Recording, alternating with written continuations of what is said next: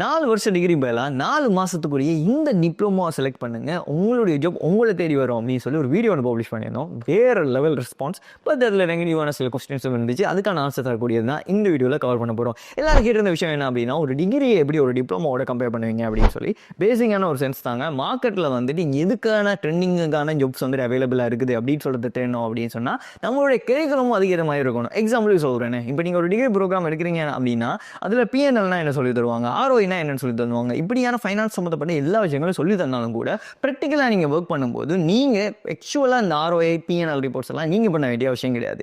இதுக்குன்னு அக்கௌண்டிங் பேஸில் நிறைய சாஃப்ட்வேர்ஸ் இருக்குது. ஜோஹோ இருக்குது, டெலிபிரைம் இருக்குது, எக்ஸீரோ இருக்குது, அதே மாதிரி குயிக் புக் இருக்குது. இப்படி எக்கச்சக்கமான சாஃப்ட்வேர்ஸ் வந்து அடிக்கிட்டே போகலாம். ஸோ இந்த சாஃப்ட்வேர்ஸ் தான் இந்த விஷயத்தை பண்ணும்போது உங்களுக்கு தெரிய வேண்டியது அந்த சாஃப்ட்வேர்ஸை எப்படி யூஸ் பண்ணணும் அப்படின்னு சொல்கிறது தான் உங்களுக்கு தெரியணும். ஸோ நாங்கள் இந்த டிப்ளமோ கோர்ஸில் பண்ண ஒரு விஷயமே இந்த கோர்ஸுக்குள்ளே இந்த சாஃப்ட்வேர்ஸை நீங்கள் எப்படி யூஸ் பண்ணலாம், எப்படி அதை ப்ரொடக்டிவிட்டி இன்க்ரீஸ் பண்ணுற மாதிரி பண்ணலாம் அப்படின்னு சொல்கிற எல்லாத்தையுமே இன்க்ளூட் பண்ணியிருக்கோம். ஏன்னா இப்போ எங்களோட கம்பெனியில் கூட நாங்கள் ஒரு அக்கௌண்டிங்களுக்கு ஒருத்தர் ஹையர் பண்ணுறோம் அப்படின்னா அவர் சாஃப்ட்வேர் அடாப்டேஷன் இல்லாட்டி இவந்து டிகிரி வச்சிருந்தாலும் நாங்கள் அவரை ஹையர் பண்ண மாட்டோம். எல்லா கம்பெனிஸுமே சாஃப்ட்வேர்ஸுக்கு இம்பார்ட்டன்ட் ரொம்ப அதிகமாக கொடுக்குறாங்க. ஏன்னா டைம் எஃபிஷியன்சியாக அது வந்து கீப் பண்ணும். ரொம்ப சிம்பிளான கான்செப்ட் தான். நாங்கள் இதில் ஃபண்டமெண்டல் ஆஃப் அக்கௌண்டிங்கும் சேர்த்துருக்கோம். ஸோ நீங்கள் அக்கௌண்டிங் பேஸில் உங்களுடைய போர்ட்ஃபோலியோ இருந்தாலும் சரி இல்லாட்டியும் சரி இந்த கோர்ஸ் உங்களால் சூஸ் பண்ண முடியும்.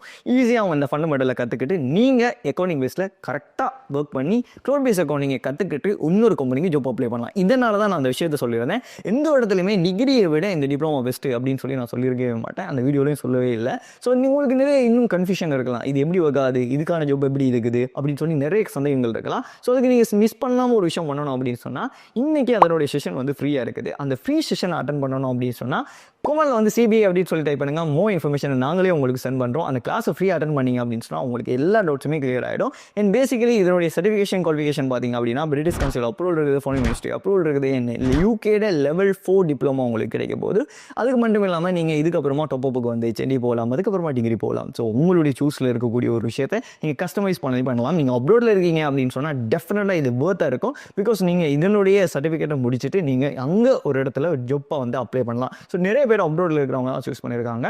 ஸோ நிறைய பேர் நாங்கள் எதிர்பார்த்ததுக்கு மேலே அதிகமாக ரிஜிஸ்ட்ரேஷனும் பண்ணியிருக்கீங்க. ஸோ ஃபர்ஸ்ட் கிளாஸை மிஸ் பண்ணால் மட்டும் பண்ணி பாருங்கள். மோ இன்ஃபர்மேஷனை அங்கே எடுத்துக்கொள்ளலாம். தேங்க்யூ.